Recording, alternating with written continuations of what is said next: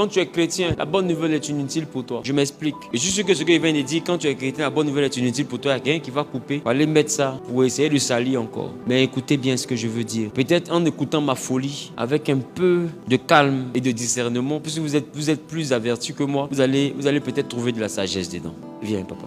Voici ce papa à qui je donne la bonne nouvelle qu'il a 15 milliards sur son compte.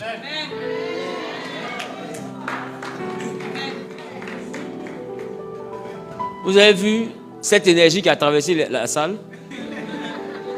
C'est ce que vous appelez l'onction. Ce n'est pas l'onction, c'est l'émotion. Beaucoup de chrétiens rentrent à la maison avec des émotions. Parce que ce sont des nouvelles. Les nouvelles n'envoient rien d'autre que des émotions. Tout à l'heure, on lui a annoncé qu'il a 15 milliards. Ce sont ces 15 milliards, mais toi-même, tu as ressenti la joie. Tu vois? Dis avec moi, ce sont des émotions. C'est comme un courant qui traverse la salle tout d'un coup. On se comprend? D'autres auront de bonnes émotions, d'autres auront de mauvaises émotions. D'autres vont serrer le visage parce qu'il a 15 milliards, ils n'auraient jamais souhaité qu'il soit milliardaire. Puis d'autres vont rire parce qu'ils vont dire enfin, il a la chance d'être. Et si c'était moi? Chacun va commencer à se projeter dans ce bonheur-là. Mais en réalité, ce bonheur-là n'est rien s'il ne respecte pas les principes bancaires. Premier principe lié à la GAFI, l'origine des fonds. Qui n'ont pas GAFI? C'est que ton argent n'est pas encore devenu beaucoup.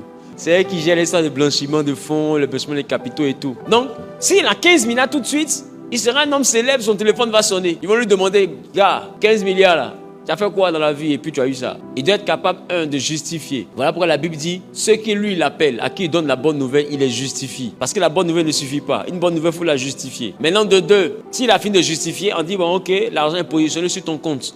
Mais 15 milliards, même s'il a l'application de sa banque sur son téléphone, 15 milliards, c'est qu'un chiffre. En réalité, l'argent, c'est des chiffres. C'est des écritures. Amen. Demande au comptable, ils vont mieux t'expliquer. C'est des écritures. C'est rien d'autre que des écritures. Quand on est fâché, on met un zéro, ça fait milliard. Quand on est fâché, on enlève un zéro, ça fait million. Quand on est énervé, on enlève un encore, ça fait milliard. Après, quand on enlève un encore, ça fait centaire.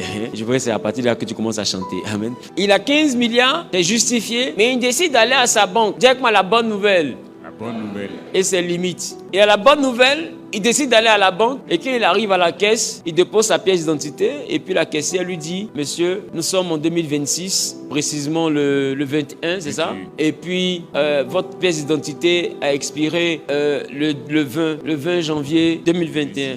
2026, c'est-à-dire hier. Rien qu'à cause d'un chiffre sur sa pièce d'identité. Est-ce que vous savez qu'il ne peut plus prendre son argent? Il ne peut plus. Il va beau dire à la dame, mais c'est mon visage. Elle dit oui. C'est mon nom. Elle dit oui. C'est ma pièce. Elle dit je suis d'accord. C'est la pièce là même que j'ai ouvert le compte. Elle dit oui, effectivement, c'est là. Ils ont scanné. Mais on dit, périmé hier. Sa bonne nouvelle vient de prendre un coup. Il a la bonne nouvelle. Il est béni de toutes sortes de milliards dans les lieux bancaires. Mais il risque de retourner à la maison encore plus endetté.